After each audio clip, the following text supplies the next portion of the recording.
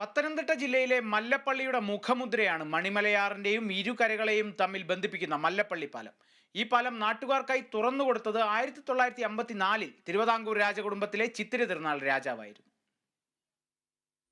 ഒട്ടനവധി ചരിത്രകഥകൾ പറയുന്ന പൂവനക്കടത്ത് പാലം വന്നതോടുകൂടിയാണ് മല്ലപ്പള്ളിയായി മാറിയതെന്ന് ചരിത്രങ്ങളിൽ പറയുന്നു.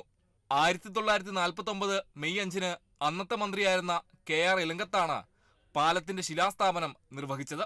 തുടർന്ന് 5 വർഷത്തിനു ശേഷം 1954 സെപ്റ്റംബർ 19-ന് ശ്രീചിത്ര മഹാരാജാവ് പൊതുജനങ്ങൾക്കും പൊതുഗതാഗതത്തിനും വേണ്ടി തുറന്നുകൊടുത്തു.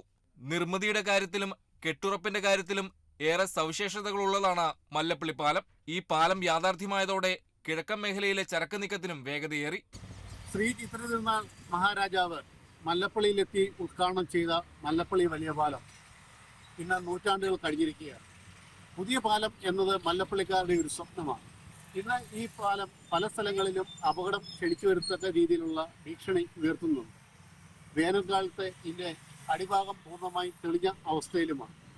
ഇടയ്ക്ക് പാലത്തിൻ്റെ പ്രവേശന കവാടത്തിൽ തന്നെ ഒരു കുഴി രൂപപ്പെടുകയും വിണ്ടു കീറുകയൊക്കെ ചെയ്തിരുന്നു. എന്നാൽ PWD അധികാരികൾ വന്ന് അത് പരിഹരിക്കുകയും അപകടം അല്ലെന്ന് വ്യക്തമാക്കുകയും ചെയ്തു. എങ്കിലും ഇതൊരു അപകടാവസ്ഥയിൽ തന്നെയാണ് ഈ പാലത്തിന് മുന്നോട്ടുള്ള പോക്ക്. അതിന് ഒരു യാഥാർത്ഥ്യമാക്കുവാൻ, ആ അപകടത്തിൽ നിന്ന് രക്ഷപ്പെടുത്തുവാൻ പുതിയ പാലം എന്നത് മല്ലപ്പള്ളിക്കാരുടെ ഒരു സ്വപ്നമാണ്. പാലത്തിന്റെ കരിങ്കൽ തൂണുകളുടെ നിർമ്മിതി ഏറെ ശ്രദ്ധിക്കപ്പെടുന്നു. അതേസമയം ഈ ചരിത്രപാതയുടെ ഉദ്ഘാടകന്റെ പേരടങ്ങുന്ന ശിലാഫലകം ആരും ശ്രദ്ധിക്കപ്പെടാതെ മറഞ്ഞു കിടക്കുകയാണ്. Kerala vision news, Pathanamthitta.